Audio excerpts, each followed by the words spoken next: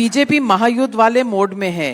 2400 company जा रही हैं, लगभग 500 पर्यवेक्षक जा रहे हैं, 294 सीट हैं, 294।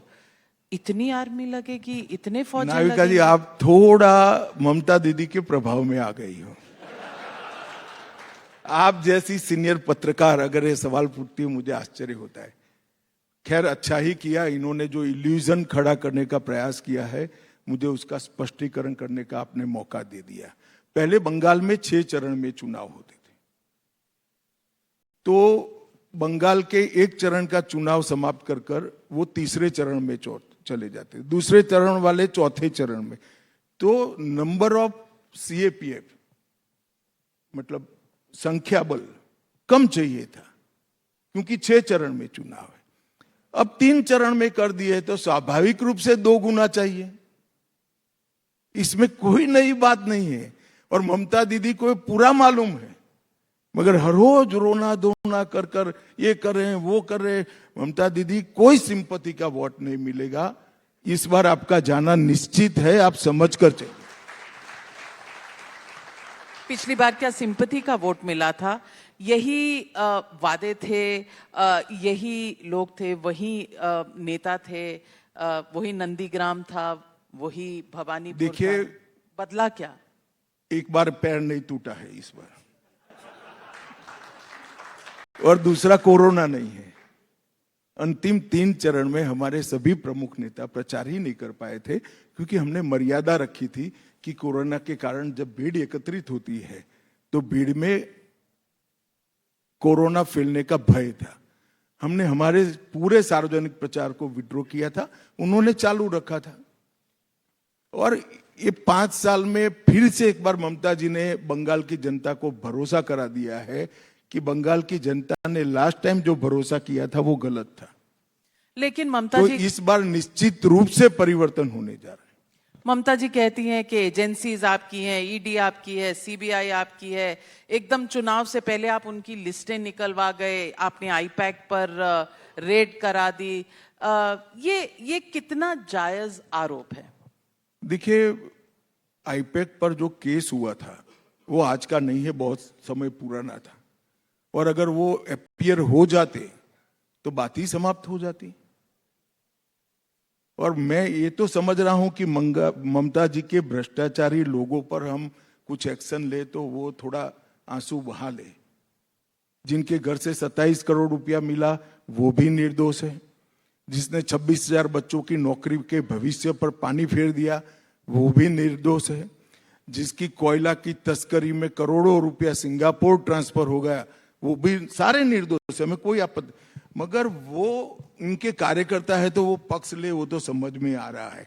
आईपैक के लिए इतना क्यों हाई तो बक मचा रही ये है? आईपैक पर रेड पड़ने से सबसे ज्यादा कोई खुश था तो तृणमूल कांग्रेस के कार्यकर्ता खुश थे, क्योंकि उनको लगता था कि हमारी जगह आईपैक ने ले ली है।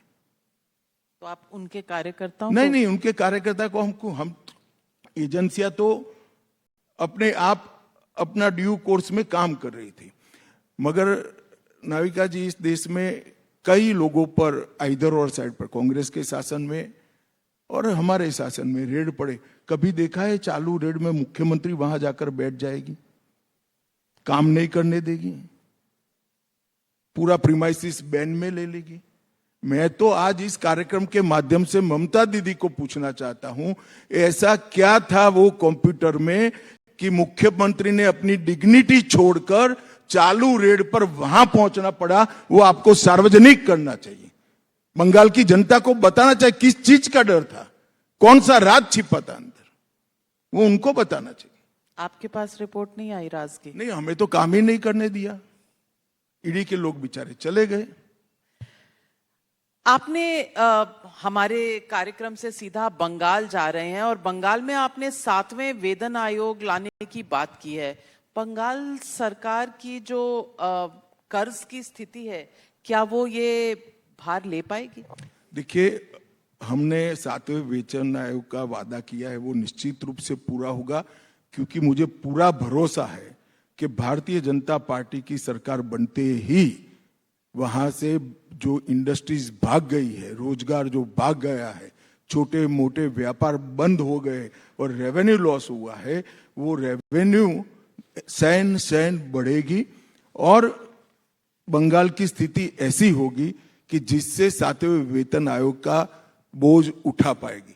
हाँ, शुरुआत में हमें कुछ वैकल्पिक व्यवस्थाएं जरूर करनी पड़ेगी, वो हम कर लेंगे, मगर देश भर में 7वां वेतन आयोग पहुंच गया, 8वां वेतन आयोग आने को है। कब तक बंगाल के कर्मचारियों को आप वेतन आयोग के फायदे से महरूम रखेंगे? कब तक रोकेंगे इसको? यानी कि पूरा ब्लूप्रिंट तैयार है। ये भी ब्लूप्रिंट में है कि युवाओं को नौकरी देने की आवेदन आयु में आप 5 साल की छूट देंगे। आपने पूरा प्लान बनाया है? जीत हाँ, रहे हैं? निश्चित रूप से करा है, क्योंकि जितनी भी नौकरियां दी सब कोर्ट ने रद्द कर दी। अब 7 साल से कोई युवा का भर्ती नहीं हुआ है। इसके बेचारे की अर्जी करने की एज लिमिट ही चली गई, इसका क्या दोष है?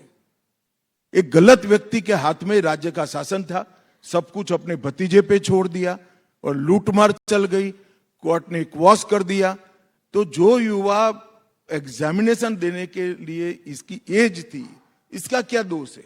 हम निश्चित रूप से एज लिमिट को बढ़ाएंगे और वो युवा जो ममता बनर्जी की सरकार के करप्शन के कारण अपनी एज लिमिट पार कर गए हैं, वो सारों को एक बार फिर से फ्रेश मौका मिलेगा, ये सुनिश्चित है। सरकार भी हमारी बनेगी और भर्ती भी हम करेंगे।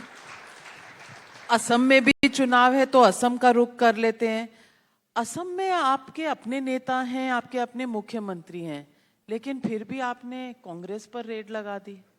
सारे नेता वहां से ले लिए? सारे नहीं आए हैं, 2 ही नेता आए हैं।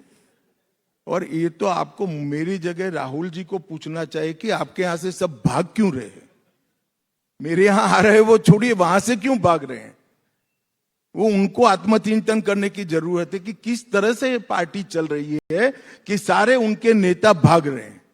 लेकिन उनका कहना है, कांग्रेस का कहना है कि शायद बीजेपी पूरी तरह से तैयारी नहीं है तो योद्धा वहां से ले रही है कांग्रेस से।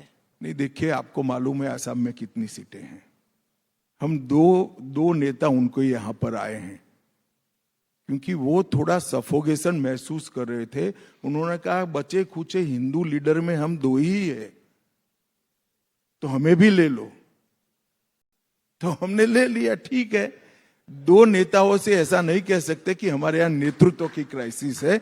10 साल से हम सरकार में है, 10 साल से, और सफल सरकार चली है। एक जमाने में आसाम से जो खबरें आती थी, बंद, ब्लॉकेड, फायरिंग, बम धमाके, टेररिस्ट ग्रुप, आज आसाम में एक भी टेररिस्ट ग्रुप नहीं बचा है। पूरे को साथ हमने समझौता, 13 समझौते आसाम ने किए हैं। 10,970 लोगों ने हथियार डाले हैं, वो मेन स्ट्रीम में आए हैं। काफी लोग उसमें से नौकरी में लग गए और आज आसाम विकास के रास्ते पर चल पड़े। आसाम का इंफ्रास्ट्रक्चर किसी भी डेवलप स्टेट के बरोबरी पर आकर खड़ा है। आज वहां बिजली की कमी नहीं है। 15 अगस्त 26 जनवरी धड़ल्ले से मना रहे हैं, लोग इन्वॉल्व हो रहे हैं, कहीं बम धमाके नहीं होते। एक कांग्रेस के जमाने में जो होता था वो सब बंद हो चुका है। और मेरी बात याद रखना, आसाम हम 90 से ज्यादा सीटों के साथ तीसरी बार लगातार सरकार बना। अमित शाह जी, असम के मुख्यमंत्री हिमंता बिस्वा शर्मा ने कांग्रेस के नेता गौरव गोगोई पर बहुत संगीन आरोप लगाए हैं और उनके पाकिस्तान लिंक की बात की है और आपको यानी कि home affair, ministry of home affairs को चिट्ठी भी लिखी है कि इसकी तहकीकात होनी चाहिए। कुछ है? देखिए, हेमंत बिस्वा शर्मा जी को मैं लगभग 11 साल से जानता हूं। वो संजीदा नेता है, गंभीर प्रकार के नेता है और आसाम के विकास में इनका बहुत बड़ा योगदान है। अगर उन्होंने इतने सार्वजनिक रूप से कोई बात कही है और कॉन्क्रीट प्रूफ के साथ भेजी है तो निश्चित ही रूप में इसमें कोई दम होगा, मैं मानता हूं। लेकिन काफी समय हो गया वो चिट्ठी आई है, कोई इन्वेस्टिगेशन शुरू कर दिया आपने? नाविका जी, अब ये जमाना नहीं रहा कि आप इन्वेस्टिगेशन की चीजें आपकी हेडलाइन में कन्वर्ट कर देगी। जब नतीजा आएगा अपने आप हेडलाइन बन जाएगी। आपने कहा इंटरनल सिक्योरिटी, तो इंटरनल सिक्योरिटी पर मैं सवाल पूछना चाहती हूं। एनआईए ने 6 यूक्रेनियन और 1 अमरीकी मर्सिनरी को पकड़ा है। मिजोरम का परमिट नहीं था। जनता में एक सवाल है कि कुछ अनहोनी प्लान हो रही थी, कोई संगीन विषय है, ये जो अरेस्ट हुए हैं एक टेरर प्लॉट था? नहीं, ये जो है वो यूक्रेनी लोगों का ट्रेनिंग एक विदेशी नागरिक ब्रह्म देश के अंदर कर रहा था, म्यांमार में कर रहा था, क्योंकि वहां पर अभी थोड़ी अस्थिरता चल रही है, तो म्यांमार के किसी भूभाग के अंदर वो इसकी ट्रेनिंग कर रहे थे। हमने इनको इसलिए पकड़ा है कि म्यांमार जाने के लिए भारत की भूमि का उन्होंने उपयोग किया और मिजोरम में जाने के लिए एडवांस परमिट लेने की जरूरत है, वो उन्होंने परमिट नहीं ली थी। हमारे कानून का उल्लंघन किया, इसलिए हमने उनको पकड़ा है। मगर ये जो बात चली है कि इससे भारत की इंटरनल सिक्योरिटी खतरे में, ऐसा कुछ नहीं है। हमारे कानून का जो कोई भी विदेशी नागरिक यहाँ आता है उसने हमारे कानून का पालन करना पड़ेगा। नहीं करेगा तो हम उसको एनआईए अरेस्ट करेंगे। एनआईए ही करती है। पिछले दिनों एक खबर ये भी आई कि गाजियाबाद से फरीदाबाद, बंगाल से बिहार तक एक स्पाई नेटवर्क पकड़ा गया है।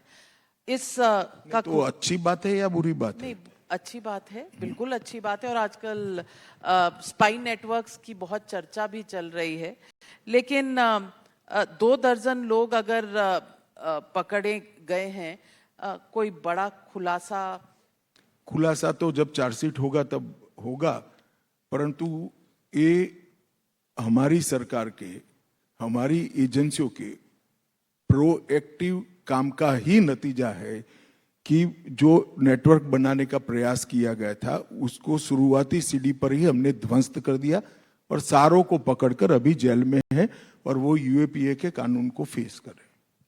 एक और भी सवाल जो विपक्ष आपसे पूछता रहता है कि एजेंसीज को आप कंट्रोल करते हैं, इसीलिए अभी हाल ही में कोर्ट में जो निर्णय आया है जिसमें लिकर स्कैम जो दिल्ली में था उसमें आम आदमी पार्टी के तमाम नेता छूट गए।